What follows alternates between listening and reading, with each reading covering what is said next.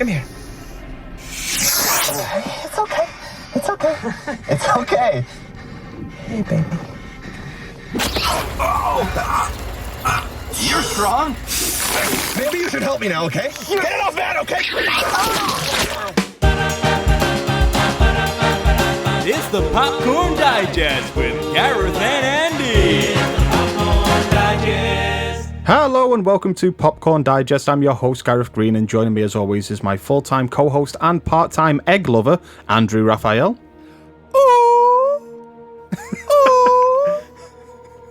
I know exactly the sound effects you're going for, but it sounds like a whale is in distress. Yeah, well.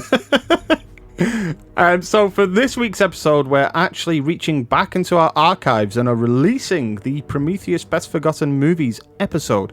So I guess we should really put together some information as to why this episode didn't get released. This was actually my bad, guys. We did record this episode, and it was supposed to be released in the build-up to Alien Covenant. It was actually supposed to be released just before Alien Covenant did come out. But I got behind on the editing, and then Alien Covenant came out, and so much of our conversation was actually based around the fact that Alien Covenant hadn't been released. Yeah. That to release it after the fact, I felt like people were going to get confused as to where we were, that we were almost outdated already. Yeah. So I do ask our audience as well to just bear in mind that we did record this well before Alien Covenant was due to come out. So you may find some of the conversation lacks the context that Alien Covenant provides. But, you know, things happen, but it's finally being released now. So I hope this brings closure to our audience. So, everybody, here comes the Best Forgotten Movies episode of Prometheus. I hope you enjoy.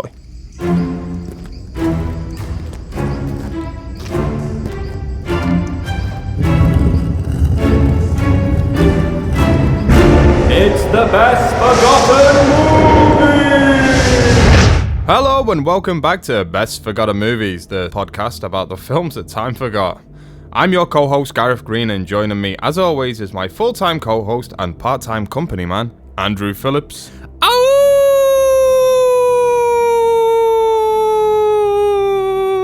I'm a credible character. And today we're venturing out to the furthest reaches of space to meet our glorious makers and ask them just what the fuck is going on in Ridley Scott's Prometheus. Do we get a straight answer? Well, find out after the trailer.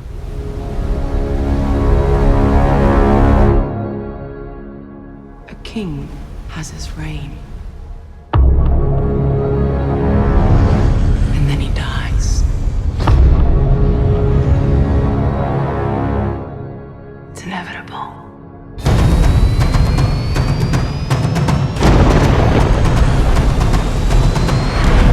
Prometheus has landed. These are ancient civilizations that were separated by centuries, and yet this same pictogram was discovered in every one of them. You're smiling. I think they want us to come and find them. We're all here because of a map you two kids found in a cave. Not a map, an invitation. From whom? Please tell me you can read that.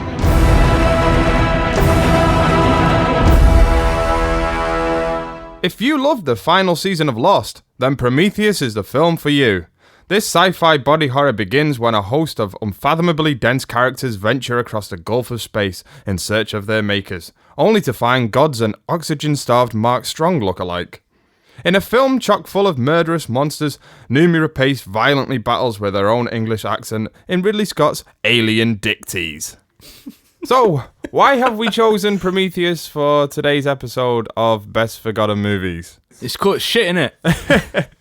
Well, Alien Covenant should be coming out soon. This is hopefully going out on Alien Day, and Alien Covenant will be coming out in the next few weeks. So I thought that, you know, we could go and choose a film that in the Alien series that didn't perhaps perform as well as expected, both in terms of the response to the film from the fans and in terms of the box office, but we'll get into that later. I think also it's been the film in the Alien series, given what we know of Covenant, that they're almost trying to brush it under the rug a little bit, take the best elements of it and kind of leave the rest behind. Yeah. And yeah. rebrand itself once more. They're leaning harder on the alien element of the series again and leaving perhaps a few of the elements brought to the forefront by Prometheus, but some of the new stuff, they're leaving that behind. It does smell of soft reboot. Yes, definitely. Yeah. Yeah, it does have that air about it.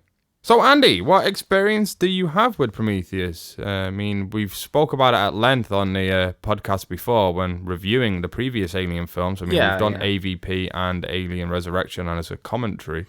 So, the fans surely know that we are fans of the series, but let's talk about Prometheus specifically. Were you, excited to see this film? I was very excited to see this film, especially after that first trailer. Yes. Which must go down in history as one of the worst representative trailers of all time in terms of how much it promised. It's a bit like that Star Wars Episode 1 trailer, where it promises much but delivers very little on that. And also, the style of it's completely different to what actually was delivered. I can't believe that we're only 4 minutes into this podcast and there's already been a mention of the Star Wars prequels. Yeah, I mean, it's definitely not on the same level as that, but there was a kind of backlash in the fact that I think this film has been brushed under the rug in the same way that the Star Wars prequels have. Not that there's a connotation of quality. I mean, that Prometheus is a much better made film than any of those Star Wars prequels. But I feel like within the Alien fan community, I think just based on how much potential it had, based on who was involved and everything like that, how much it wasted made it much more of a disappointment than say, Alien Resurrection or the AVP films. Yeah. Just because it could have been on the level of Alien and Aliens and all that. It could have easily been. Yeah, And the fact that it isn't is all the more disappointing, I think. Yeah, I mean, and one of the things that I do want to say in terms of drawing those parallels to the Star Wars prequels, as many have with Prometheus within the Alien fan community. I mean, one of the things that I think that this film has on its side that the Star Wars prequels don't is the Star Wars prequels were following films that were, 2.5 brilliant films, really, when we talk about the Star Wars prequels and Jedi's a little bit. It's a half a masterpiece and half a shaky film. Yeah. Whereas with the Alien series, Prometheus is following on from a couple of decades worth of guff, really. Yeah. I mean, from Alien 3 onwards, I'm a huge fan of Alien 3. But we're talking about Alien Resurrection, AVP, AVP2. We've even had countless games, and not all of them have been good. And that actually, when we get round to Prometheus, there's already a lot of hard work that has to be done to kind of steady the boat, because the credibility was oozing away from the series with every time Fox decided to make a film. Every time Tom Rothman decided that he wanted to do something with the Alien series, its credibility was just going away. So I actually think that, in a way, Prometheus is a step in the right direction. Yeah. And to go back to that trailer that you were mentioning, it is a fantastic trailer. And you are right in terms of what it promises that Prometheus doesn't deliver on. And one of the things that I remember that people talked about, one of the websites I used to go on was AVP Galaxy, still do posts on it occasionally as well. It's got quite a large alien community there. And one of the things that people were very upset about when it came to the trailers for Prometheus was that they were quite spoilery. They gave away a lot of the film, even though they were teasing mystery and stuff like that. And I think that's because Prometheus as a film poses questions that it doesn't answer. Yeah. I mean, trailers are supposed to set up what questions the films are going to ask. That's the point of a trailer, is to get you in gear, to give you an idea of what the story is, what you're getting yourself into. So the Prometheus trailers do set up these questions, but the film doesn't answer them either. No. I do get that. And it does go a little too far. We do see perhaps a touch too much in terms of explosions and whatnot. Yeah. We'll probably be talking about this throughout the discussion as well, as regards to the fact that one of the main writers on this is predominantly a television writer. Yes. And that's his background. There is a lot to Prometheus that feels like it's a television pilot for a series. Yeah, I do get a feeling for that. In almost an arrogant way, that it feels like, oh, we're not going to answer any questions here. We're not going to self-contain this at all. Yeah. I'd say it's cynical in that way. In the same way as another example of that for me is the Spider-Man 2. The Amazing Spider-Man 2, that was a film that was on the telly yesterday. Oh, it's an awful film. I mean, I'm not the biggest. I do like the Spider-Man films, but I'm not the biggest comic book movie fan that is out there. There are much bigger fans out there than me, but I do like the occasional comic book movie. I remember going to see Amazing Spider-Man 2 and walking out thinking I had just seen half a film that was over 2 hours long. But I get a feeling that Prometheus came out at a time where people were too concerned with setting up cinematic universes, and they thought the way to do that and to set up franchises were to ask questions that they don't answer.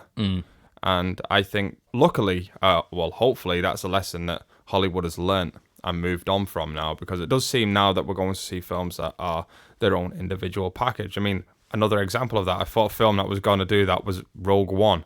Yeah. And that ended up being its own complete package. One of the most refreshing things about that film, even though it does have its flaws, was that it was self-contained. Yeah. And it has no scope for a franchise. No. I mean, it already belongs to a franchise, but had no scope to go any further with those characters. And I really like that. And I think Prometheus could have done with a bit of that as well. Yeah. It just feels like many, many drafts away from the final product, because I even remember writing my own script one time, my own sort of sci-fi script, and I had the ending go into another film.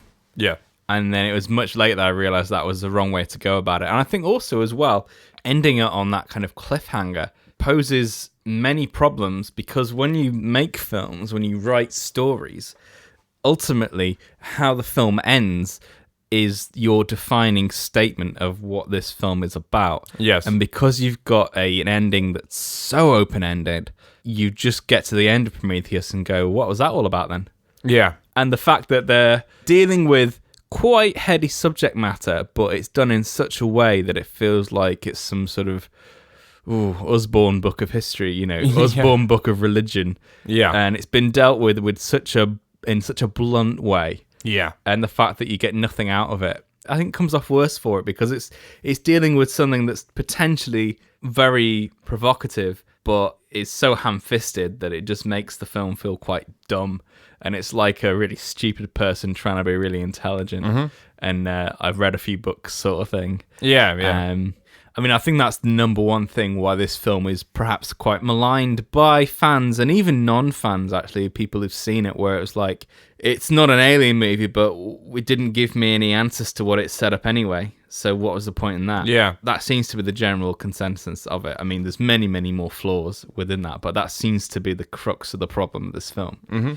So, going back to my original question that we have strayed from somewhat, what were your initial reactions to the film? I mean, what can you remember about the film coming out and what the reactions of the fan base were? I mean, I remember feeling all right about it when I came out the cinema. I was like, oh, that's pretty good. It wasn't until a bit later and I kind of realised, oh, maybe it's not as good. And then on rewatching, it's like, I think every time I rewatch the film now, you can see more and more problems with it. And I don't think it was really until the Blu-ray came out and you got to see some of the deleted scenes that it was really apparent what had been missed and what an opportunity had been missed. Once we got to see those deleted scenes, it was fairly obvious by that point that there was a much better film in there. And that's the really frustrating thing as well, is that given some re-editing, I mean, there's still talk of an extended cut of this or re-edit of this on the cards, and obviously Fox originally were wanting it to happen straight away, and then Ridley went no. I mean, the box art for the 3-disc collector's edition that we have, the 3D version with the fantastic Furious Gods documentary on it, the box art said on it director's edition or something like that really? on the front of it. So it was a last minute change to actually take that off to rename it the collector's edition. So somewhere out there is, in the Fox vault somewhere, there is that extended edition just waiting to be tinkered with. Yeah, and that's the really frustrating thing, the fact that it would still not be a perfect film, because there's a lot of problems at the writing stage, and the characterization, but the fact that even with what they did shoot, there's a much stronger film that could be garnered out of the material that they've shot. Once we got to see that, I think that level of frustration started to set in, and we were like, oh, this could be better. So much to the point where actually I made my own version of Prometheus. Quite a long time ago now, but and I can attest to its quality. It is a far superior version than the than the version that was actually released theatrically. And also that does include additions, but also quite a few subtractions, especially in terms of character pieces as well. Mm-hmm. Sometimes it's just as simple as taking out a little line here and there, and it changes the scene, and it makes it flow so much easier. Yeah. Well, I mean, to talk about where I am at with this film and seeing it at the time as well, I was, much like you, I had a very, quite a positive reaction to the film. I did go to the midnight screening. By the end of it, speaking to the fans outside of the screening, it was clear that the fan base itself was going to be divided by this film. There were passionate advocates and people that just downright hated it. Yeah. I remembered someone saying that was as bad as Alien Resurrection when it finished, sat behind me. But I actually had a positive experience with the film. I liked a lot of what it was dealing with. And since then, much like yourself, each watch has kind of peeled back a layer, or added a layer of frustration, as I should say, as the film is slowly unraveled. But for me, it doesn't actually, we'll get into this as we talk about the film later, but for me, it's a certain point in the film. I really am still on board with the film to a certain point. And it's once it hits that mark, it falls apart rapidly, and it frustrates me more and more every time we watch it. I'd say I've probably plateaued now in terms of my frustration. I've hit a point, and perhaps, like you say, you've made your own edit of it. I've seen it. It's much better. It makes the film much more consistent tonally and structurally as well.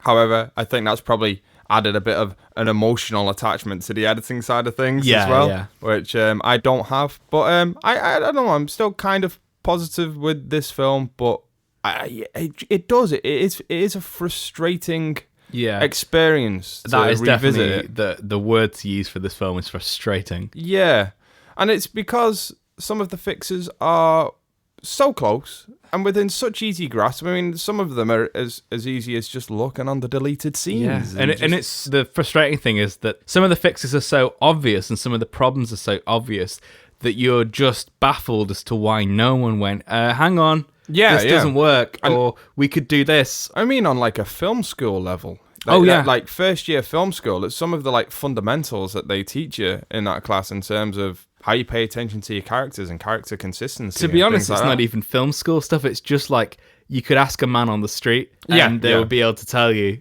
some of the things that they could do to fix. It's just, if I ever see Pietro Scalia, I'm going to be like, dude, what the fuck did you do with this film? Yeah. Because it's that level of incompetence. No, it is. It really is. I mean, we spoke about this before we actually started recording, but this really needed a Dodie Dawn. Yeah. Perhaps she hasn't been working on the best film since Kingdom of Heaven, but that passion that she brought to Kingdom of Heaven on Prometheus. You needed someone with a spine. Yeah, exactly. To argue the case of something, not someone who would just sort of lie down and roll over. Yeah. But usually we do go into the context where we look at the history of a film, how it got made, because we need to really understand how something got made before we can ask the question as to whether or not it landed. We have to understand where it came from. So where does Prometheus come from? I mean, we have covered this somewhat on the podcast before when we were speaking about the Alien vs. Predator film. And just before they were made Alien vs. Predator, Ridley Scott and James Cameron actually met up to discuss making another Alien film. Yeah. And Ridley Scott really wanted to make a film about that great unasked question, which was, who are these space jockey characters that he set up in Alien? It was something that nobody had asked since the first film, or nobody wanted to ask, and yet the fans had debated it at length ever since. And it is an obvious question. Who are these space jockey creatures? But it also asks that further question, are they better a mystery, a mysterious fossilized character that we never really get to know? Or is he right in saying, let's make films about these characters? I mean, I fall on the side of, I want to see more of these characters. I don't mind Ridley Scott providing answers to the mysteries posed by Alien, as long as he creates mysteries of the same quality when he does so. And I think that's the problem with Prometheus, is it doesn't know. It doesn't do that. No, The mysteries that it creates are far more obvious. Well, I think the main problem is that it thinks it's setting up mysteries, but it really isn't. No, yeah. There's no mystery to be had about these creatures. I mean, when you look at the commentaries, like the engineers are so cut back in the theatrical edition, And the only reason for that is that they thought that it would make them more mysterious, but in fact it does the opposite, because they're reduced to the level of thugs. Yes, they are. Which is such a shame when we go into it and you see how much work they put into realizing these engineers as well. It's in terms of their culture, in terms of their rituals as well, and all of it's on the cutting room floor. Yeah. It's reduced so far back. They've stripped those characters back too far. But yeah, it does seem to be the root of the problem is that just general uncertainty at the start as to where we're going to go with this. What do we want to explore? I would say with the engineers themselves, in terms of what they did by stripping them back so far as to create mystery, let's say in inverted commas, what they have essentially done or achieved at the very end of that is all they've done is just change the aesthetic. So now all of a sudden we don't see an alien being when we look at the space jockey. Now we see this blue god. That's it. That's all that's changed. We don't get any further sense of character. No. They may as well just have left it as a fossilized alien giant. Yeah. Because we still know just about the same amount to them. And I think that's also why, to a lot of fans, it did damage, because at the end of the day, they've answered this question and it's not that interesting. But the really frustrating thing, again, is the fact it is interesting. It's just on the cutting room floor. Yeah. And all that research and all that work has just gone to waste. And that's the bit they really needed to focus on, because that was the whole point of the film. And the only revelation we've had is that the space jockey just looks like Jason Statham. Yeah. And that's it, really. Yeah, pretty much. Okay, so, I mean, going back to the context, so that was the question that Ridley Scott originally asked when him and James Cameron started pitching this idea to Fox originally back in 2002. And I think it was Tom Rothman, that famous guy Tom Rothman, who friend Tom. much loved on this podcast. Cherished. He turned Ridley Scott and James Cameron down to make Alien vs. Predator. Yeah. And that, as we say, is history. You can listen to that episode and our opinions of that film. And that's a long, well-remembered legacy. Yeah. It lasted 2 films. Yeah. The second one we don't talk about at all. No, I mean, the second one you can barely see at all. Yeah. So I guess from them we have to move on to 2009. I mean, like we say, Alien vs. Predator Requiem came out after AVP, because that was a modest success, let's say, within its budget bracket. And then Alien vs. Predator Requiem came out, made less money on a smaller budget, so it was just about turning a profit. But it was clear that the credibility for the series was just like flittering away. Yeah. And if they would have continued down that path, it would have made less and less money. And before long, it would have been like, we would have been in a situation with the Alien series like direct to DVD. Yeah, exactly. Yeah. Direct to DVD, or even like Friday the 13th, where it's in not space. Yeah. So then we get to 2009, and Fox once again decided that this is time for us to actually make an alien film, an honest-to-God alien film. Yeah. And they actually returned to Ridley Scott and Tony Scott with their Scott Free Productions for ideas, like pitch us something. And they come back with what will become Prometheus. But originally, Ridley Scott was not intended to direct the film. No. It was going to be his son-in-law, Carl Rinsch? R-I-N-S-C-H? Rinch? I don't know.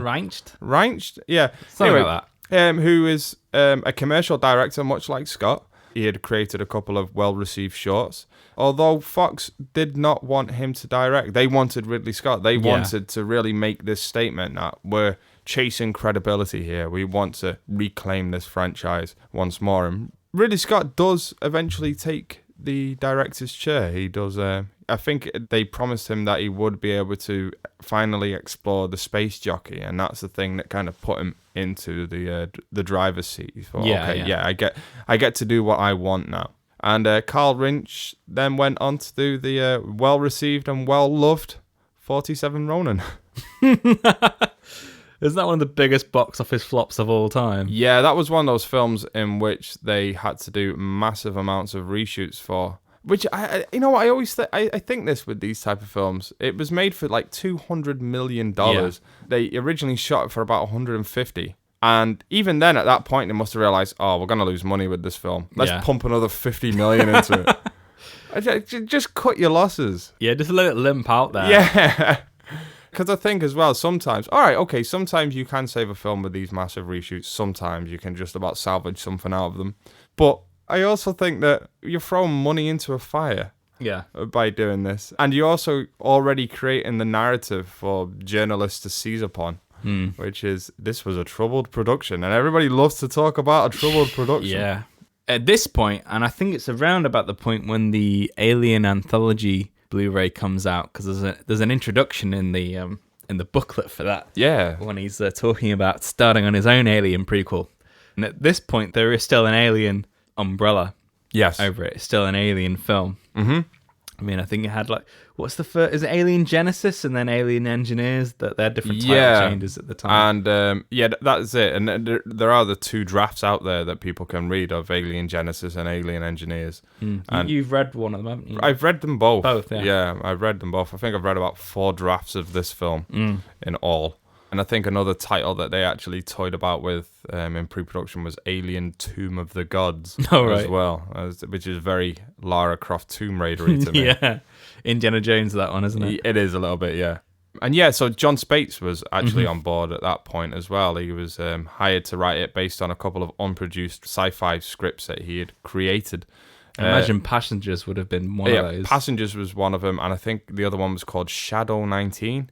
And the only other film that he had wrote at that point was The Darkest Hour, another well-received film there, which again was completely rewrote without his input whatsoever. Yeah.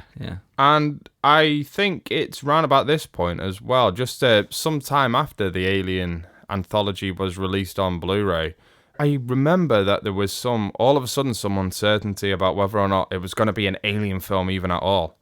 Yeah. And John Spates was being not fired as a writer, but somebody else was going to be hired to rewrite his script and perhaps tailor it into an original property. And I remember reading this and being horrified at the idea. It's like, don't do this to my Alien film. Yeah. And then Damon Lindelof was hired as a writer following his success with Lost. And to be honest, he does have some successes with Lost, but ending it was not one of them. No.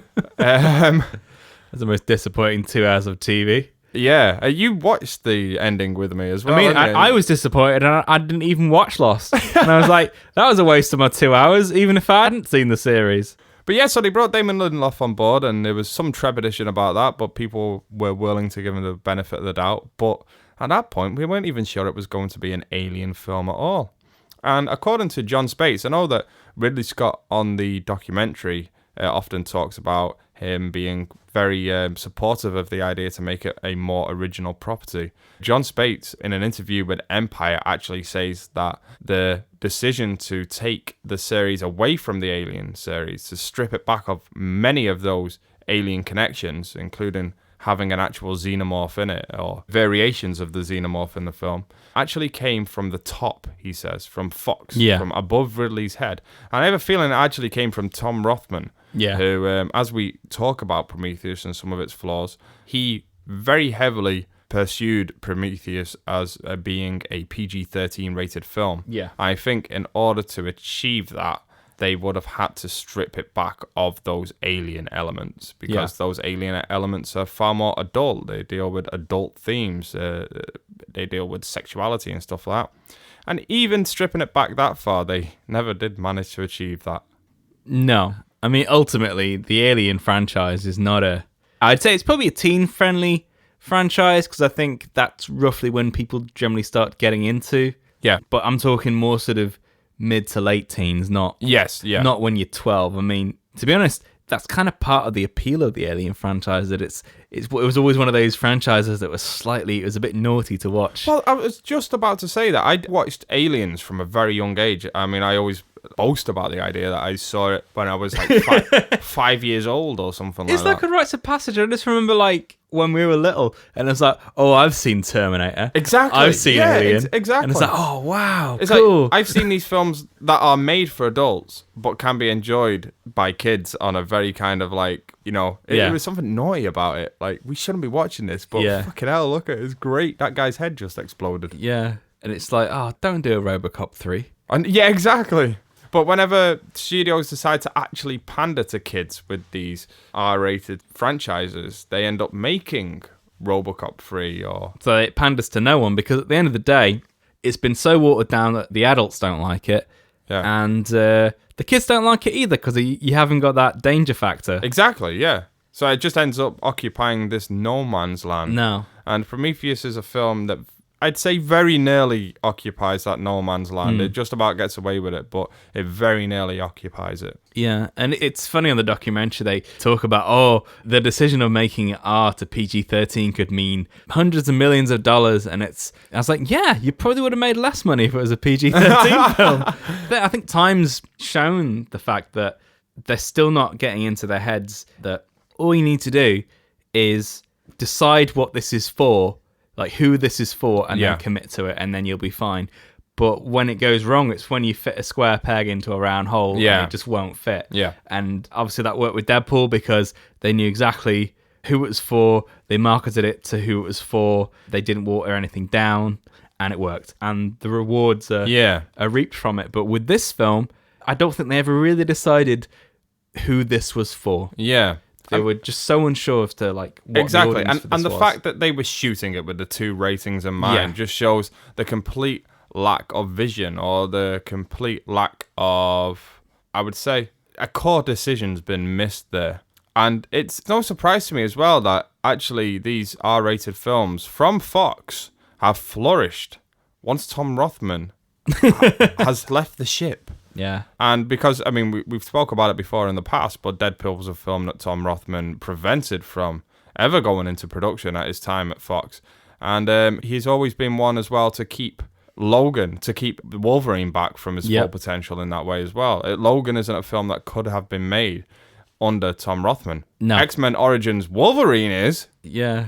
Okay, I mean, we might as well actually start talking about Prometheus. I think we've set it up as much as we can. We have spoke about the Alien series at length in previous episodes and in commentaries, and all of our listeners can have access to those episodes. So let's actually start talking about Prometheus and what we thought of it, because up until this point in the recording, I'd say that we've been quite vocally negative about the experience of watching it, but I would say that it's just because it is a frustrating watch, because so many of the fixes to Prometheus are so right in front of your eyes and so easy to fix. Yeah. There are other flaws that are much harder, but as we said before, just adding back a handful of those deleted scenes will go away to just adding a touch of consistency to it. But I want to talk about some of the things that Prometheus does right for a moment, because for me, I still come down on the side of the fence of it being a positive experience. And it's perhaps because I always approach Prometheus as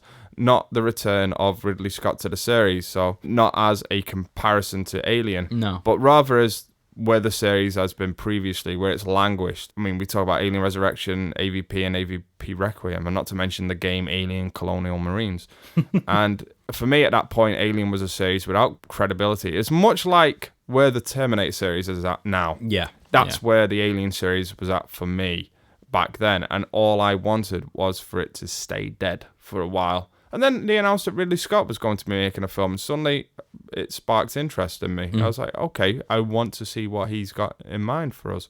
And for all the faults that Prometheus has, and it's got a lot of nuts and bolts faults about it. Yeah. You know, some of the fundamentals are faulty. And I mean that on a structural level and on a character level, character consistency level. It just doesn't quite fit together. Yeah. But I really appreciate the ambition of making this type of film in the Alien series. I like the idea of trying to make an Alien film that perhaps leans less on the xenomorph.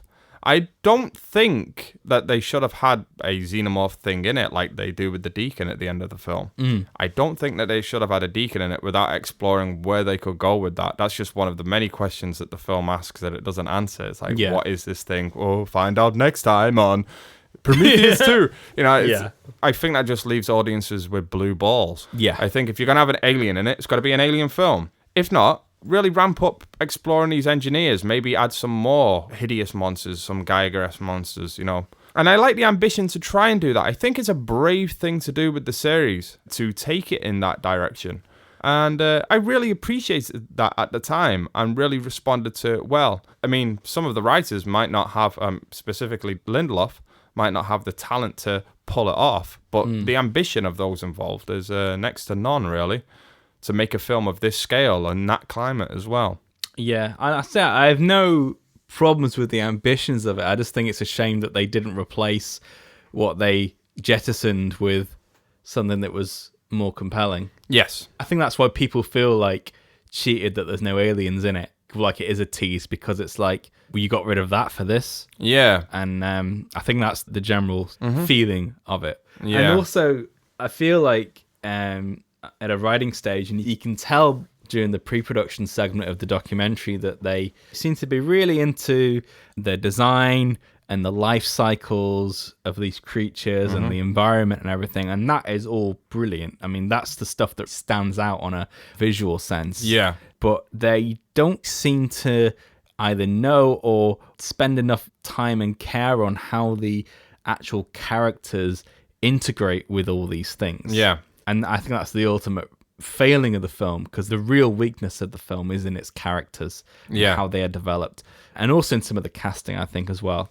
I can't disagree with you in terms of the character inconsistencies that there are in the film and them being one of the weakest elements of it. One of the ways in which people often say about looking at the film as to kind of excuse that is it's like, oh, you have to approach Prometheus as a slasher film where the character films are bait. And I was like, oh, I get that because there is a body horror film as well, but that isn't the film that Prometheus itself is trying to set itself up as with these characters. It's not making the statement that it is a slasher film. No. It has slasher film elements, sure, but it's not saying that it is a slasher film. It's saying that it is a complex science fiction epic. Yeah, it wants to be somewhere in the realms of 2001. Exactly, yeah, that's where its ambitions lie. And I do agree with you that by and large, the characters are very hit and miss. And when they miss hard. But one character hits, and hits so hard that it utterly saves the film for me. Yeah, yeah. And that character is David. Yeah. And the character of David is the best character that we've had in Alien films, I would say, of this kind of complexity, this duality, I would say, since probably Ash in Alien. Yeah, yeah. And I think that's Prometheus's saving grace for me. And it's all about whether or not you can overlook so much of the previous character inconsistencies for him. And I probably can just about. But again, it is a frustrating experience to know that you are capable of creating David. And yet in the same breath, we have Holloway and Shaw. And Fifield. And Milburn. Oh, especially Fifield and Milburn. In the same breath. Yeah. You feel like all of the work's gone on one character. And the rest have just fallen to the wayside. Yeah. And again, it's a matter of credit where credit's due. Lindelof is not a writer who I particularly enjoy, even though he's apparently enjoying success with The Leftovers, which is in its last series. Let's see if he can stick the landing this time. But he's not a writer who I particularly enjoy anymore, or I particularly follow. His flaws are obvious to me, but the thing that seems to be being held over the most from Prometheus is one of his characters. Because I read the John Spates draft, and it is a script that I would describe as being both stronger and just as flawed as Damon Lindelof's draft. It's structurally much more solid. It's probably a lot more tonally consistent throughout. But it's got, I'd say, double the amount of characters. There are a lot more red shirts in his film. And once the action kicks off, much like Damon Lindelof's script as well, once the action kicks off, it kind of completely falls apart. Once the actual alien stuff starts happening, it is such a mess. Yeah. But one of the things that John Spates' characters that is a real disappointment is David. Because David is a mustache-twirling villain in his draft. He monologues whilst cradling a facehugger as if it's a kitten. At one point, it's described as he's monologuing to Shaw about his evil plans. And one of the things that Damon Lindelof did was came in and recognized that there was much more potential with that character to create a character that's far more complex. And he succeeded in that. He created a brilliantly fleshed out new character for the series, and that's about the only thing that he did right. I mean, the only thing. Yeah. I mean, also, you can't underestimate the contribution that Fassbender himself would have made to that character and how he's played definitely. and everything. I would defy anyone to say that David isn't a great creation in the film. Yeah. And he's generally one of the only things that's brought out of the film as a positive. And you are right that a lot of it does rest on Michael Fassbender as well, because, I don't know, he manages to take lines that... One of the issues with Prometheus is so many of these great actors are given lines that are so clunky to say that they can't help but land with a dull, wet thud. Yeah. And yet, Michael Fassbender finds a way to say them in a way that just fits his character. Like, there are lines that he says, like, for instance, doesn't everyone want to see their parents dead? And it's like, that's such a shit line, but he manages to make it land. Yeah. I mean, the film's full of those lines, isn't it? It really is full of clunky dialogue. He finds a way to make it compelling and not embarrassing. Is it because Damon Lindelof writes everybody as talking like a robot? Maybe. Maybe that's just the issue. Maybe it's just his dialogue sounds like it's coming from a robot all the fucking time. Yeah. The thing I find interesting is what lines they decide to leave and what lines they decide to take out. Yeah. There's much better dialogue in some of the deleted scenes than there are actually in the film. Yeah, Which is strange because you'd think rationally that it would be the other way around, but yeah. For instance, the scene in which Vickers approaches Wayland and they have their conversation in his bedroom, it's much better. In the deleted scene than it is in the final version. Yeah, I think the only thing it's missing is that a king has his reign and then he dies. I think that's missing. Yeah, that's the only bit. And they hung the trailers along that line, didn't they? Still has the shitty father bit at the end. Oh yeah, and that is it's a real groaner. Do you know what? I think that line is born out of... Obviously, Damon Lindelof has probably watched Blade Runner one night and gone, oh yeah, I want more life, father. I'll stick that in, father. Yes, yeah. It feels like that's what they're going for. Definitely. I guess we can see those Blade Runner references as well in the documentary. In one of the enhancement pods, they talk about how they were going to have one of the security guards as a Roy Batty synthetic. At one point, they toyed with the idea of having Rutger Hauer as one of the security guards, and that was briefly toyed with throughout at one point, just to tie those universes together, because that's something that Ridley Scott was looking at. Prometheus came out at a time where everybody was clambering for the next shared universe. Yeah. And perhaps they wanted to do a Blade Runner alien crossover, which would have not worked. No, not at all. I mean, if you've not watched any of those deleted scenes, I would invite you to pick up the Blu-ray and watch them, because it's I mean, some of them are obvious deleted scenes, but quite a lot of them are like, why is this not in the film? Yeah, because it's so obvious that it's a better scene than what they left in. I mean, the most obvious one is the Vickers Yannick scene in her quarters. It does two jobs. It makes both the characters three-dimensional. It makes Vickers more human. You get to know much more about Yannick, his backstory, and also ultimately it explains why he does what he does at the end of the film. Yes, absolutely. And yet they replace it with a rather goofy character scene, which is all about playing accordions and getting laid. Yeah, pretty much. You can see it's because at some point they decided, these characters are coming across as too cold, specifically Vickers. We need a scene in which he's a little bit more endearing and softer to us.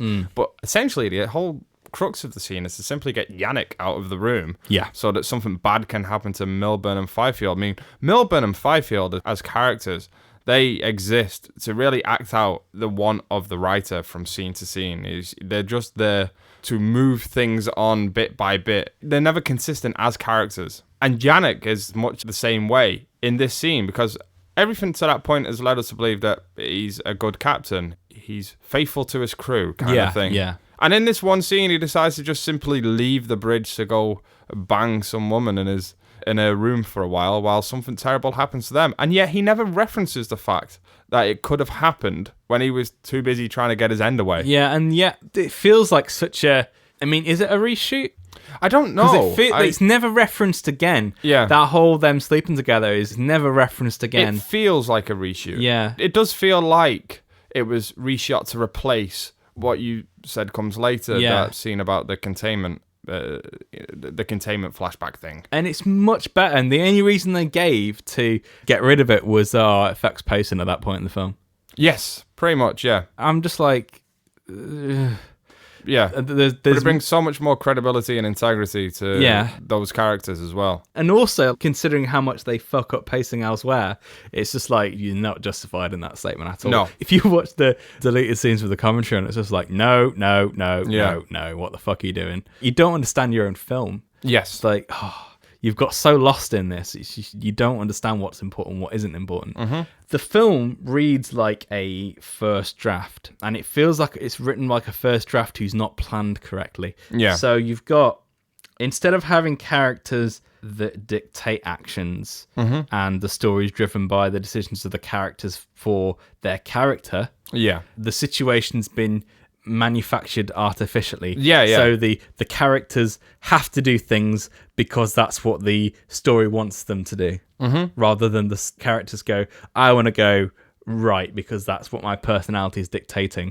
Which is why you get all these inconsistencies with the characters as well, because they're being pushed and pulled in all sorts of different directions to make the story work the way the writer wants it to. That is never better embodied in this film than with Fifield specifically as well, because he's a character that when he should turn left, the writer makes him turn right. I mean, we see it almost scene by scene from his entrance to the temple. I mean, we see that from outside the temple, he's scared to enter. He's worried about what's going to be at the other side. And the next time we see him in the temple, he's howling like a dog and throwing his little gadgets about and seems to be fucking loving it. And then the next time we see him, he's back to being shit scared again. And running away. And it's like, it baffles me how that managed to get through so many people to the final product. And the same goes for Milburn as well, probably to a more subtler extent, but you have scenes where he's really excited about finding new species. I mean, there's even a deleted scene when they find a little species and he's so excited about it. And then at other times when the script requires him to be scared, it's like, oh, ship's a good place to go. I never get why Milburn does go with Fifield as well. No. And also, Fifield getting lost. To take it further as well, Fifield is the character that has mapped out the entire temple. He's the one that's in charge of that thing. And yet he is the one, with all of that technology, that still manages to go missing, that still manages to get himself lost, even with all of that tech. And it's never referenced why. And to talk about Fifield as well, that Fifield monster, the version that you see in the film, if you watch the deleted scene, you can see that they decided to go with something far more monstrous and far more alien as well. It was literally a monster in the deleted scenes. Like, you get an example that the goo turns people into alien-like monsters, like the xenomorph-like monsters. It's clearly been distilled from some kind of xenomorph background, this substance. And I think that fate should have been reserved for Holloway, because in a second I want to actually start talking specifically about the characters and the actors. But one of the things about Holloway is he's a very unlikable character. And he is in the John Spates draft as well. He's a somewhat unlikable character, but that's the point of him. And he kind of pays for his bullheadishness in terms of his pursuit of these makers. Because Lindelof changes the character, he doesn't give him as hard of a fate anymore. Whereas in the Spates draft, the chest burster literally bursts out of him during sex, and it's this squid monster thing, but a little bit more alien-like. And I have a feeling if they would have made the Fifield monster Holloway, if that would have been his fate, it would have been far more impactful for it to happen to that character, that's how he finds out his answers. You know, he's somebody that's pissed that he found his gods and they're dead, and then he himself is literally turned into like an alien. As a result of it. That's his price for seeking these answers. And it would have been far more impactful if Elizabeth Shaw would have been the person that had to put him down. His whole shtick is very weak anyway. I mean, I'm pretty sure it's in the Honest trailer, actually. I mean, I'm not a fan of Honest trailers just for what they represent, but there is a funny bit in the Prometheus Honest trailer, I'm pretty sure, where like Holloway gets pissed after only being there for like 6 hours. Something like that. And it's like, you're pissed that your gods are dead, but you've been in a couple of rooms in that massive, huge fuck-off temple. There are like 4 temples behind it as well. And it's already proven later, after you're dead, that there's some alive anyway. So the whole arc of that character is bollocks in a really bad way as well. Again, it's that whole going back to characters being robots and and fulfilling what the plot wants them to, rather than making their own decisions. And even talking about the characters for a moment as well, and the actors specifically, I mean, this film has a great cast of actors that are putting in some strange performances, and one of them, in fact, I think I have to talk about is Noomi Rapace, who is an actress that I really like. She was great in Girl with the Dragon Tattoo, and I really liked her in The Drop, which was an American film that saw her putting on an American accent and getting away with it. Whereas this film requires her, for some reason, to be English, to be an English Rose of a character, and yet she is failing that accent every step of the way. Yeah. It's in one part because the dialogue is incredibly clunky, but also because the accent doesn't suit her. And I have no idea why at any point they just didn't go with her being from somewhere in Scandinavia. Yeah, she's so obviously Scandinavian and exactly. like, European. And also the thing that makes it even worse is when they have that little like dream flashback when they hire the most English sounding girl to be her as a young, and they even try and get Patrick Wilson to do an English accent. It's like, why are you trying to push this when it just ain't going? Yeah, exactly. There's no point trying to push it. I have a feeling, again, it's another one of those things. Maybe it's even a cynical decision that, if we make this character this kind of background, we will lose territories. Because I remember as well, one of the people that Ridley Scott tested for the role was also Gemma Arterton. Yeah. And I think that's who Fox wanted them to cast. Wanted him to cast, but he stuck steadfast with Noomi Rapace, and I can see why, because she is the better actress. She is the better actress, and I've seen a couple of good performances from Gemma Arterton recently as well. I watched The Girl with All the Gifts, and she was fantastic in that. But I think Noomi Rapace is a better actress in terms of especially physicality, because that's what Noomi Rapace does bring to this role as well. It is a physical performance, and I mean, we talk about that scene, the MedPod scene. It requires her to be very physical, and she fucking nails it. Yeah. And she sells each violent moment in that scene. I mean, I spoke about this before we started recording. This is a film, an imperfect film, with a handful of perfect scenes in it. And that, for me, is one of them. Everything comes together. And it's like, you've got this actress who is capable of giving such a strong physical performance, and yet you are sullying her with this dead accent. This lifeless accent that's thudding against our ears. It's grating. Why not just let her be herself? Like, let her have her own accent, because it would land so much easier. Yeah. Maybe some of the lines that feel clunky wouldn't be so clunky coming out of her original accent. That goes for quite a lot of the characters anyway, where they're like, that totally was written for a different accent originally, and they've not decided to adapt the line. And it's just like, why did you go with that actor if you wanted that particular kind of thing as well? Yeah. Casting everything aside, like the dialogue and whatnot, but in terms of the character arc, one of my issues with her is that when the film ends, she's still asking the same questions that she had at the beginning. There isn't much of an arc other than she's being punished for asking those questions. Yeah. And I guess that harkens back to like Mary Shelley's Frankenstein, which Prometheus plays very heavily on Mary Shelley's Frankenstein. I mean, I think that was called Prometheus Unbound or something like that as well, that book. It was called A Modern Prometheus. That was the Frankenstein, or The Modern Prometheus, I think, is the title of the original book. This plays more heavily into that, and she kind of takes on that role as well. She is the one that's asking questions that she shouldn't be asking, and she's being punished for it. But by the time the film ends, she's still asking them.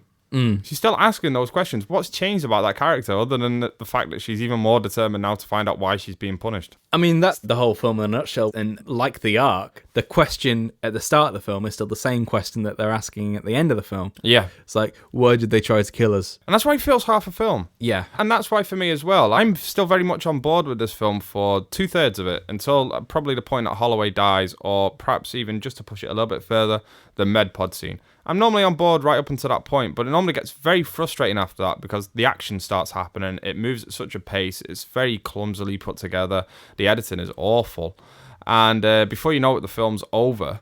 And it hasn't delivered on any of the questions that it's asked. I think if you put in some of those deleted scenes, some of the scenes with the engineers and stuff like that, I'm thinking, oh, well, at least I would have got an idea of the engineers' culture and the engineers as characters and the thought process. And some of those thematic arcs would have paid off as well in a lot more satisfying way, especially with regard to the relationship between David and Wayland and this engineer. All of that stuff would have paid off so much more. So much more impact. That's a great deleted scene as well. The whole crux of the original scene is the fact that the engineer is punishing his creation for thinking that he was up to his level. Because the idea is that Wayland is saying, I've created David, you created me, so we're pretty much on equal playing fields. So what the engineer does is decapitates David and kills Wayland with his own creation. Yes. And that's like poetic justice. Yeah, it is, yeah. For thinking that he could be so arrogant, and that's the whole idea of hubris. And the fact that that's not there anymore. Yeah. Just for reasons of... On the commentary, Pietro Scalia, who's a fucking... Oh, if I ever see him, Jesus fucking Christ. You took out that scene, which is so important to what's going on right now, just because you didn't want the engineer to say anything, because you thought it would be more mysterious by not saying anything or doing anything. One step further and to say that scene on the cutting room floor is the heart of the film. Yeah. It comes to just encapsulate what that film's specifically about. Yeah. And I think with that scene in, and with a couple of the other ones as well, but with that scene in specifically, and the scene that follows with the engineer confrontation with Elizabeth Shaw on the lifeboat, I think those two scenes provide Prometheus with a lot more meaning, a lot more thematic closure as well. Coming towards the end, it still would have had flaws. It still would have been asking a lot of the same questions, and that wouldn't have gone away. It would have still felt like, in many ways, on a story level, it still would have felt like half a film that promised more than it delivered. But at least it would have been structurally a lot more sound. At least it would have been a lot more consistent. And at least thematically, it would have paid off. Yeah, I think you would have felt a lot more satisfied. Yeah. And I guess before we actually start wrapping up on Prometheus as well, just in terms of our thoughts, I want to bring it back round to some positives once more. Because, again, this is a film in which I do still fall on... I could talk about what doesn't work about the film all day, and gladly will do. Because I love getting to the heart of what does and doesn't work with a film. But I also want to really get into what does work. And one of the other things I think that we really haven't spoke about, or at least briefly spoke about, we spent a lot of the time speaking about the writing of the film and how the failures are in the writing of the film and the editing of the film, obviously.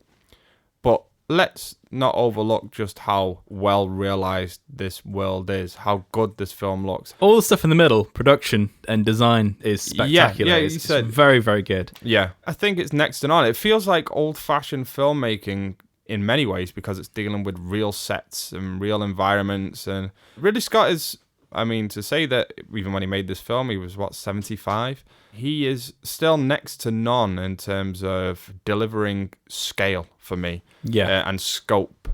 I also love the scene with the holographic planets. Yeah. It's another perfect scene in an imperfect movie.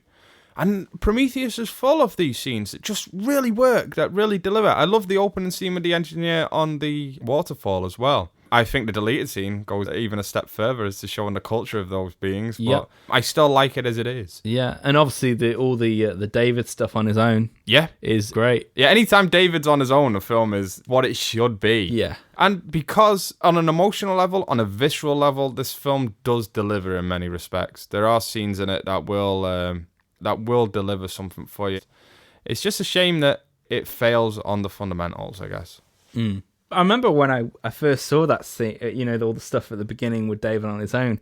In context of the film, that it feels so out of place because I remember watching it and going, "Oh, this is going to be such a great film." It's getting to that sort of 2001 level, and I don't feel like they really deliver on that promise of how they set David up at the start. I feel like it's so cerebral, especially with all the stuff when he's watching Lawrence of Arabia and everything. Man, yeah, and it's just like. Yeah, those first few scenes, and it's just like, wow, this is going to be incredible. Exactly. And then, unfortunately, the wheels start falling off the cart. Again, the film looks amazing throughout. I mean, you can't fault Dariusz Wolski, especially the fact they had to film it in 3D as well, and all the problems that come with that. And it still looks great. There's nothing really gimmicky in the film, like to be, hey, we're being 3D. Yeah. 3D. I mean, there's lots of great depth of field stuff, color contrasts and everything. The Red Epic is not my favorite camera. I feel like it ruined the Hobbit for me. Films, but I feel like this is probably the best use of that camera. But even so, I mean, I still think they did a good job with it. And obviously Arthur Max's production design. I mean, I do have the art of book for Prometheus as well. And there's a remarkable amount of brilliant artistry that went into realizing this world. And a lot of it does show because this world is rich in a visual sense. But also, I feel like because of that lens...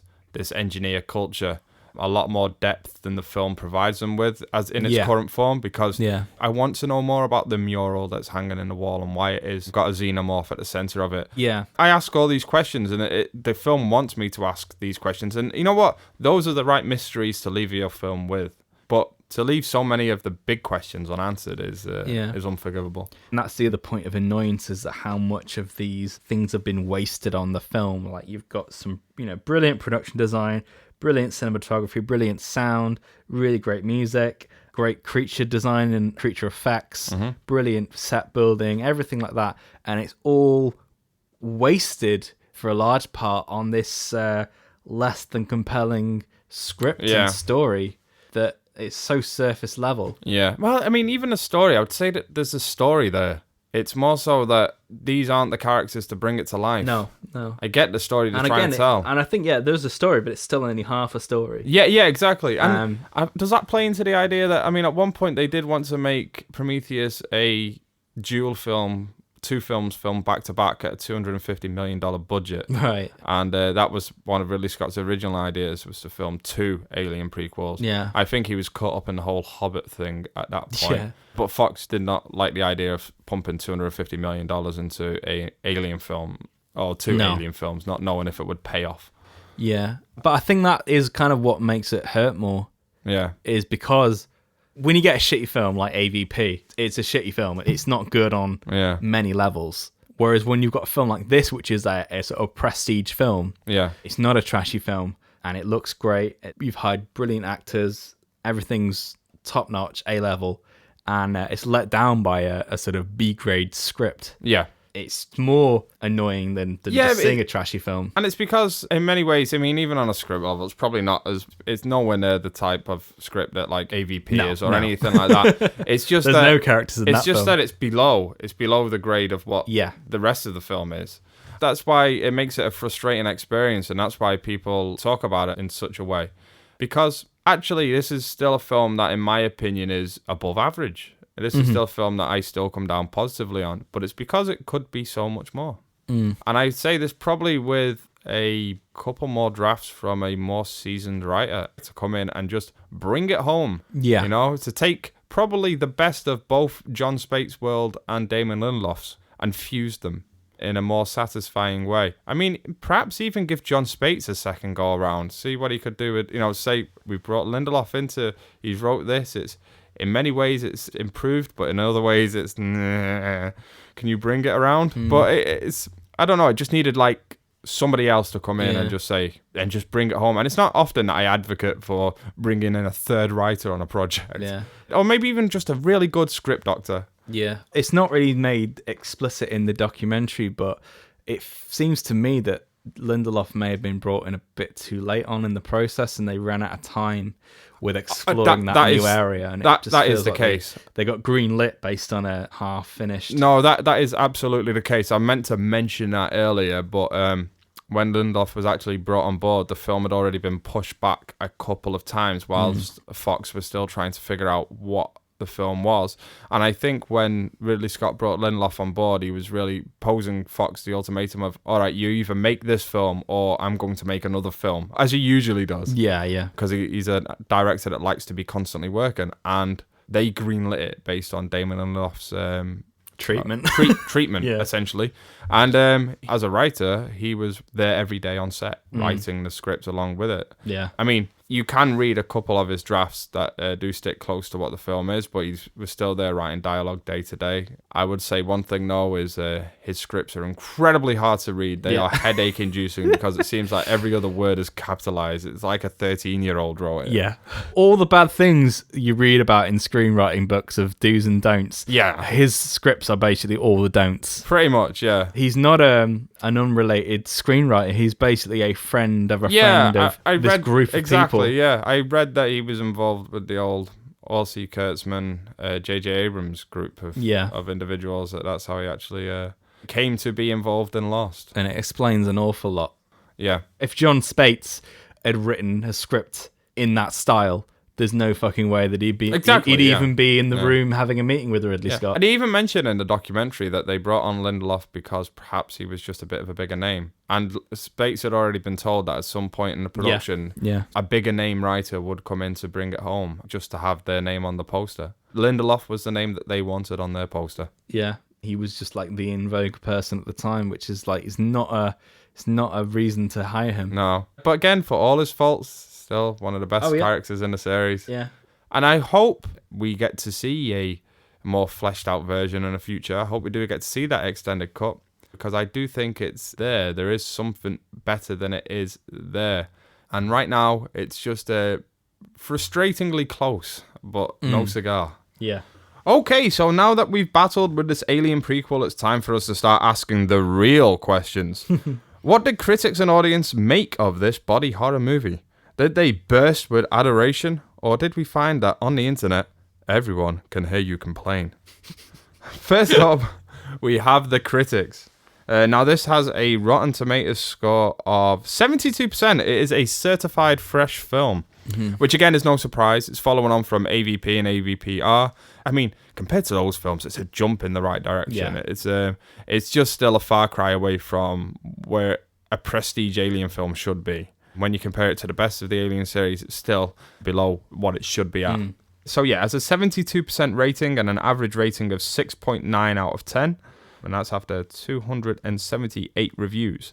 And the general consensus is that Ridley Scott's ambitious quasi-prequel to Alien may not answer all of its big questions, but it's redeemed by its haunting visual grandeur and compelling performances, particularly Michael Fassbender as a fastidious android.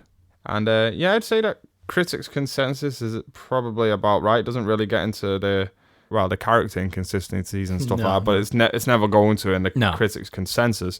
But the audience score is actually surprisingly on the positive side of things. It has 68%, with an average score of 3.6 out of 5. I mean, it's not at Alien levels, which I think is somewhere in the 90s. Yeah. But it's still actually firmly within the fresh meter. Not so fresh, or I'd say more middling as a review. Empire awarded the film 3 out of 5, and this is a review from Ian Nathan, who I know actually wrote the Alien Vault book as well. So he is somebody that is something of a Alien diehard fan. Yeah. And he said, in its entirety, the film struggles to find a central strand on which to hang on. The horrific magnificence of both Alien and Aliens is their directness. They are primal thrillers, and questions of life in the universe tend to go on the back burner when you've got a xenomorph chewing on your face. What's worse, the endoskeleton is in view. Here are the unmistakable bones of its previous incarnation as the nailed-on Alien prequel. There are elements of the unfolding squelchiness that feel like feeble rewrites of Alien attributes. An egg-sized ampule, a vagina-mawed tentacle playing a facehugger, a whole strand of creature nastiness that has our old xenomorphic favourite written all over it. Scott didn't want the cliche, but you do sure miss him. I mean, I'd say there is definitely an element to that. I do like some of the creatures that they create here, but I feel like it's the issue that I mentioned earlier, which is if you're going to have a xenomorph in the film, you might as well have a fucking xenomorph in the film and really... Or don't have one at all. And really follow it through. Or exactly, don't have one at all. Because actually this film hints at it all the way through. This is one of the things that doesn't pay off, and why I was sat in a theatre, and me and many of my Alien nerds, much like yourself, are sat there watching this film, and it's got all the hallmarks of the Alien in it. Yeah, the ampule room is basically the egg chamber. It's the egg chamber. And in fact, one of the unused ideas for the original Alien, one point they actually rewrote it so that the egg chamber was an ampule room, and then wrote it back again. And Ridley Scott just has kept that idea for Prometheus. And another thing is, we see the other engineer pods that our hero engineer is in. We see the other ones around him, and they're all burst out of, like, they've been chest bursted. Like, the people, the engineers that were infected in it, have had something burst out of them. And then we see that collection of engineers, and they all like say something's burst out of them. The whole film hints at this big revelation. It seems to be driving towards this revelation that the xenomorph is at the center of what happened here. And it doesn't deliver on that. Yeah. It just doesn't deliver on it. I get the feeling when you watch the pre-production documentary, I feel that there's almost like there's like reverence to it, but almost like arrogance that they can come up with something that's better when the original Alien designers, I don't think you can come up with anything that is like the ultimate monster. No, yeah. Well, there is an arrogance here, but I think you have to have a certain degree of arrogance to decide to...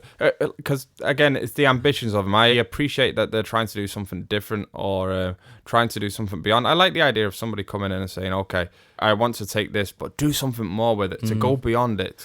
And I do think you need a certain degree of arrogance to go about that, but you better be sure it pays off. Yeah, because in a way, actually, if you watch the Alien documentary, when they're talking about the design of that film, when they had some of the other designers come up with their ideas for what the Alien should look like, some of them look very similar to some of the Prometheus stuff that they have, and it's like, have you not watched that documentary, Ridley? Yeah. Ridley's like, oh yeah, I can come up with something better, and it's like, you've created things that are just analogues of things that are the cliches, like you say.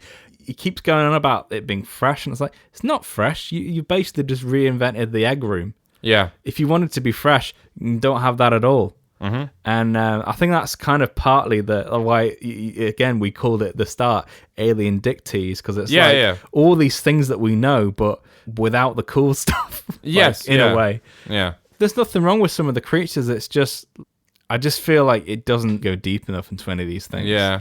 For instance, you could have hung an entire film around the trilobite alone. If it had been more sort of, we're doing the body horror thing, because really it's a very tame body horror film. It's at its core, Prometheus is a body horror film. With its balls locked off. Yeah, pretty much, because they're in pursuit of this PG-13 rating. And that ultimately harms it, because again, it makes the monsters not feel as impactful as they should be. Because they are, and that's it. I'm not taking anything away from the design of the creatures. It's just because it is dealt with in such a limp way. It's like, and they're limited in their capabilities and what they can show of them. I mean, the thing is, hats off to them though for trying to create a monster that's just covered in vaginas. Yeah, you know, massive vaginas and dicks. Vagina squid. Yeah, but one of the scenes that I do like in terms of the monsters is I like the Milburn and Fifield scene.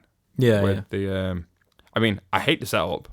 Yeah, everybody hates the setup. It doesn't make any sense even in this current form. It makes slightly more sense with the deleted scene, but it doesn't make any sense that Milburn would be fawning all over this Cobra-esque penis butthole monster.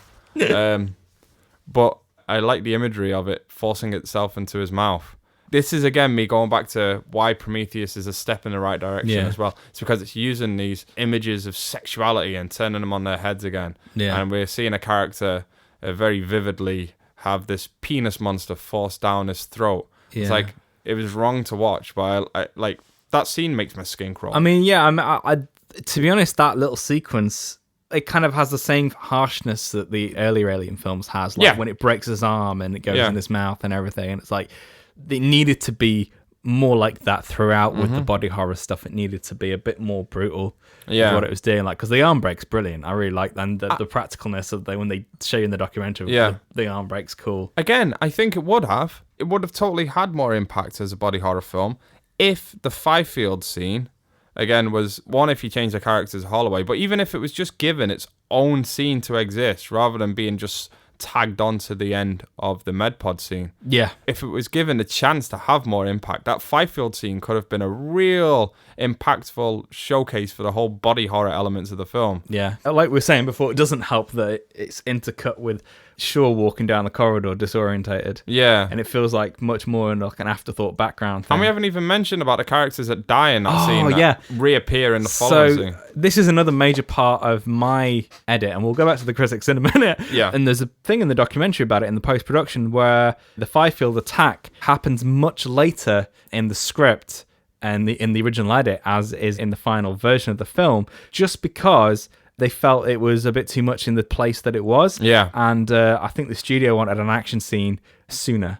But it harms the film so much in the fact that there's a lot of these background characters that are like the company stooges, really. Mm-hmm. And a lot of these characters are killed in this sequence. But because they didn't sort this out in the scripting stage, a lot of the characters that are killed in this sequence magically appear alive again 2 scenes later. Like literally 30 seconds later, they're standing full and well and alive. For a big budget film like this, It's probably one of the most obvious continuity goofs I've ever seen. Yeah. It's awful. I remember when I saw the film for the first time, not knowing that had happened, I was like, there's an awful lot of people on this ship. Yeah, we spoke about it afterwards, and I remember you saying that you were like, there were a lot of people on the Prometheus ship, weren't there?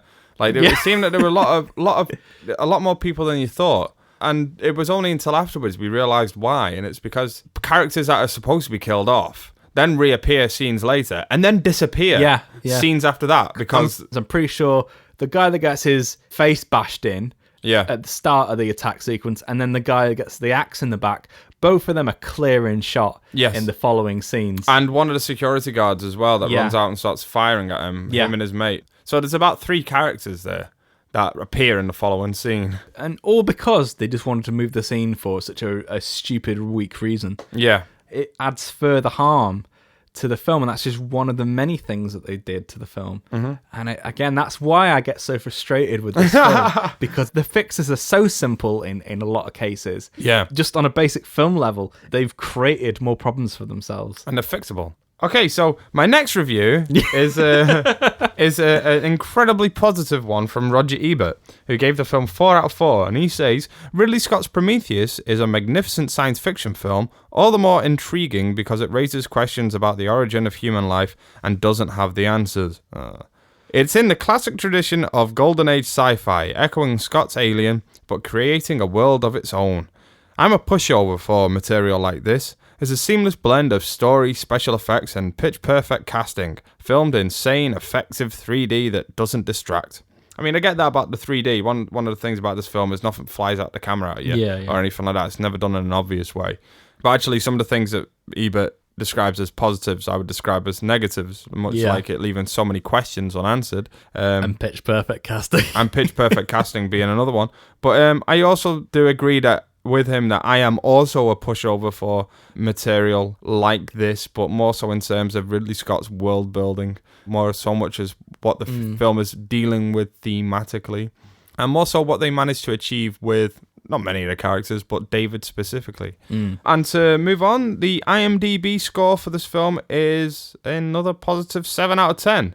So nobody other than Roger Ebert is falling over themselves to heap praise on this film, but I would say that this doesn't really reflect the worst kind of criticisms that this film has received. And if you do go on the Alien forums, you will find many people debating this film at length as to whether or not it is a masterpiece or a failure.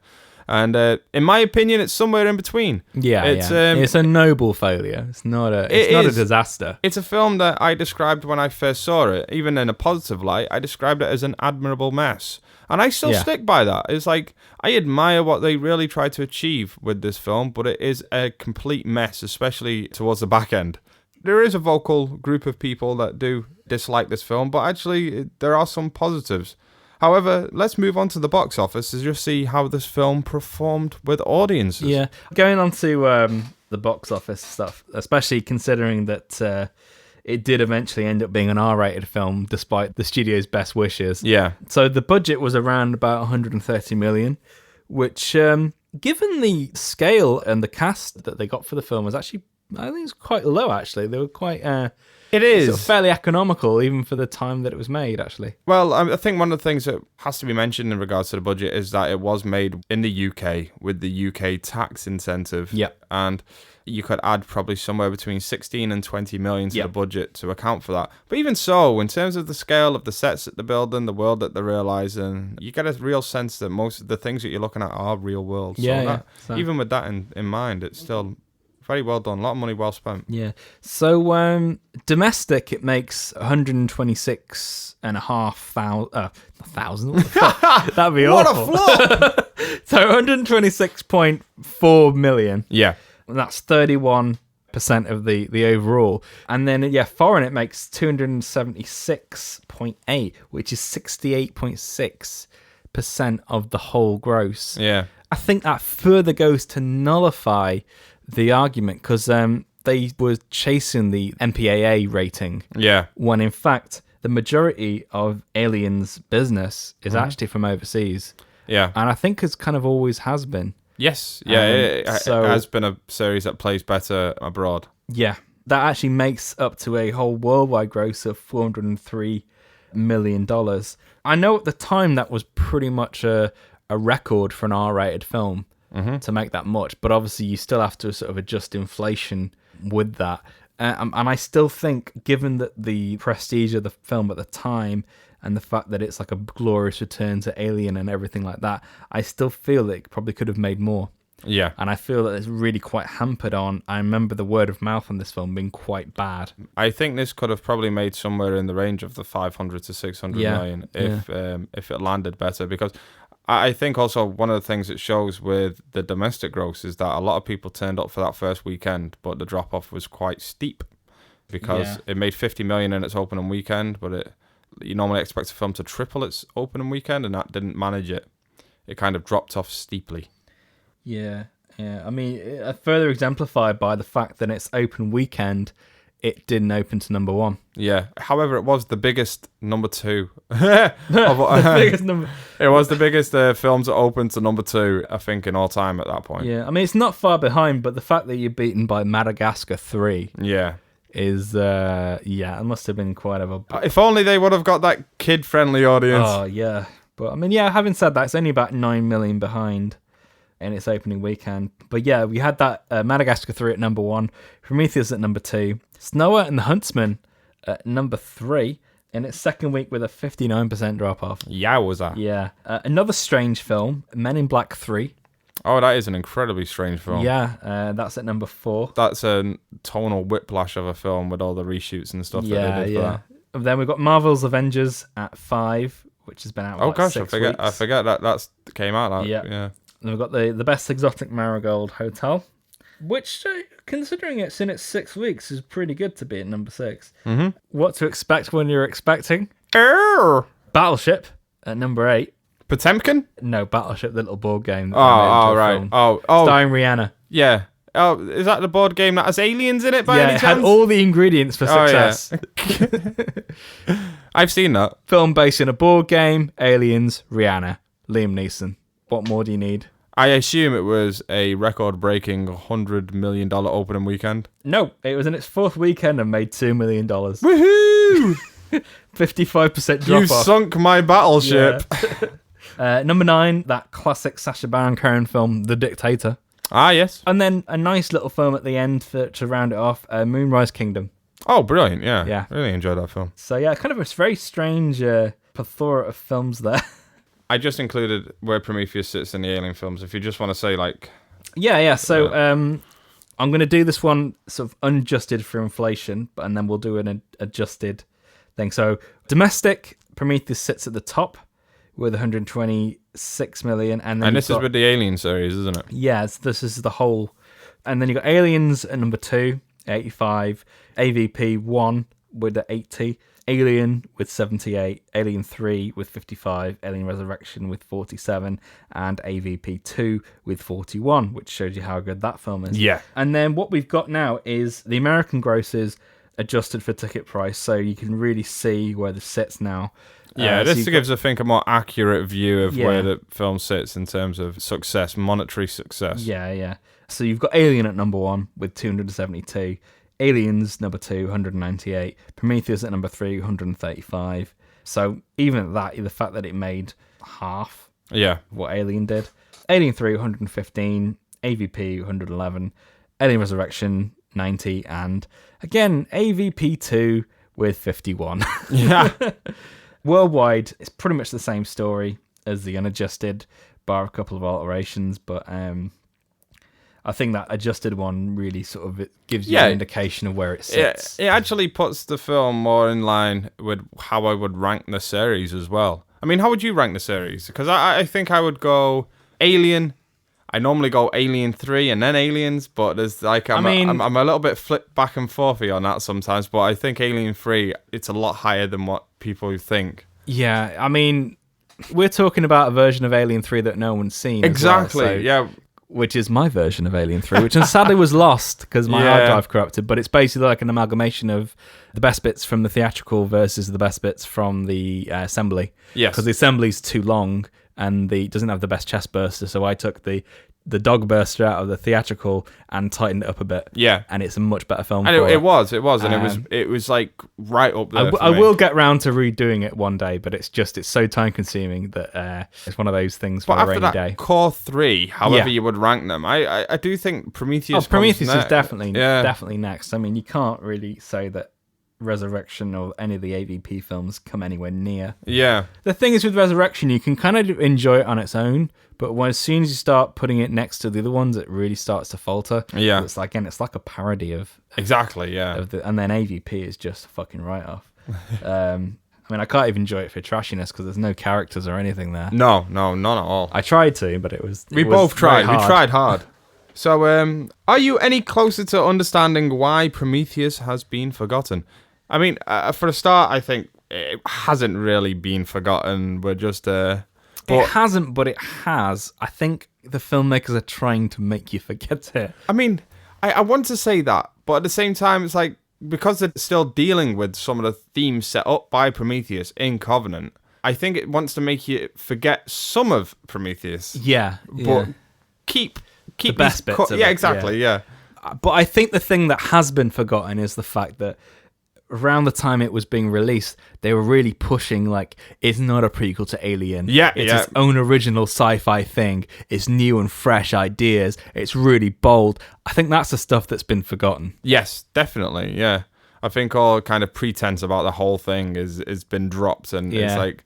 And I think because of that kind of identity crisis it has with the isn't it an Alien prequel, that damaged the film. Actually, and I think people labelled it as being pretentious as well because it was so much less than what they thought it was going to be. Yeah, in terms of those the kind of level really that it was delivering on. I think it really sort of did a lot of damage. Yeah, definitely. And finally, is Prometheus one of the best of the forgotten movies, or should it remain best forgotten? I mean, I'm really on the fence with this. You are on. It's just a film that just frustrates me so much. You are on the fence, and I do think it is a frustrating film. I cannot disagree with that. And we gladly and happily talk about where its flaws are. I mean, not happily, but we can talk at length about where its flaws are and whatnot. But I cannot deny that Prometheus is also a film that entertains me, that still hits the marks for me in the right moments when I need it most. It still has one of the best characters that the series has had for a while, and despite its flaws, it's like, can I overlook them to appreciate what they at least attempted with Prometheus? And I think the answer is just about. Yeah. For me, it's just about. I'm forever going to be frustrated by what the film could have been, but what the film is just about passable for me. I mean, just about passable. It's still a far cry above, even when it was released, of what the type of film we were being given prior to that. Yeah, exactly. And also in terms of what was being released at the time.